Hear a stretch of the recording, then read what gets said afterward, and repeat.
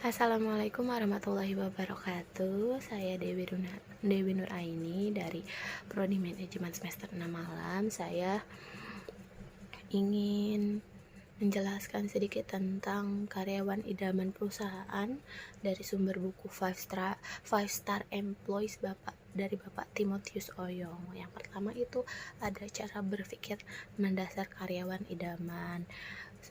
Untuk menjadi karyawan idaman, kita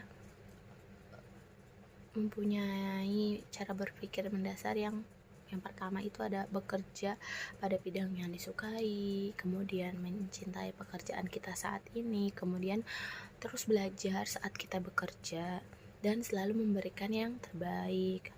Kemudian ada bekerja sesuai peran, kemudian bekerja untuk perusahaan, gunakan perspektif perusahaan, kemudian memberikan kontribusi yang terbaik untuk perusahaan, dan cerdas dalam manajemen waktunya. Kemudian ada kewajiban adalah hak kita, kerjakan pekerjaan sebaik mungkin. Kemudian jangan manja, perusahaan bukan panti sosial, tidak ada tempat bagi karyawan yang tidak produktif. Jadi semua karyawan harus produktif atau menghasilkan. Kemudian lakukan tugas dengan sungguh-sungguh. Perusahaan terus maju karena bangkit dari kegagalan, bangkit lagi bila gagal. Kemudian jaga integritas kehormatan pribadi, jangan gunakan uang perusahaan untuk keperluan pribadi ya. Kemudian bila pindah kerja tetap jaga nama baik perusahaan, dimana kita harus menjaga tetap privasi atau kerahasiaan perusahaan tempat kita bekerja dulu atau bekerja kita sebelumnya. Kemudian perusahaan terus maju meski kita diam saja. Kemudian ada cara memposisikan diri saat bekerja. Kita harus memposisikan diri menghindari karyawan yang bermasalah, kemudian tetap di kantor saat masa sulit atau tidak meninggalkan kantor saat kantor itu sedang mengalami kegagalan.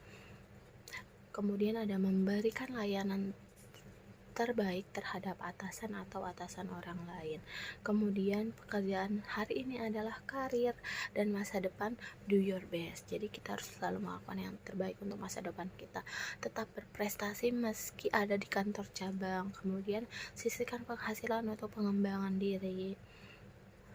Kemudian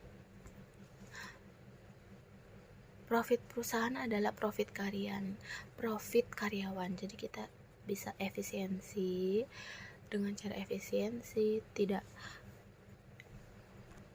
contohnya misalnya kita bisa mengirit bahan baku, tidak, misalnya masih bisa terpakai kita buang, itu kan sayang. Jadi bisa efisiensi, kita gunakan lagi. Kemudian jadi pribadi yang pantas dipromosi karena prestasi, bukan hanya karena lamanya bekerja ya.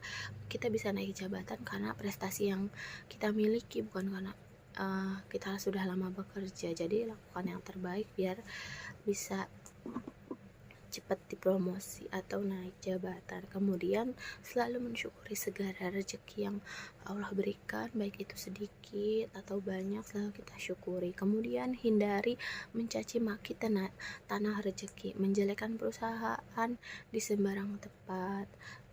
Kemudian ada selalu siapkan karyawan pengganti, jangan bergantung pada satu karyawan saja. Kemudian ada fokus pada pengembangan diri, tak cuma tampilan luar, tapi kita juga harus mengembangkan diri kita dalam diri kita. Kemudian ada profesionalisme lewat kerja dan hasil nyata. Para pemimpin kehidupan, jadi pemimpin diri sendiri, baru bisa memimpin orang lain. Jadi jangan mimpi jadi pemimpin yang besar bila tidak bisa menjadi bawahan yang baik. Semua ada tahapannya, jadi kita harus melakukan semua yang terbaik.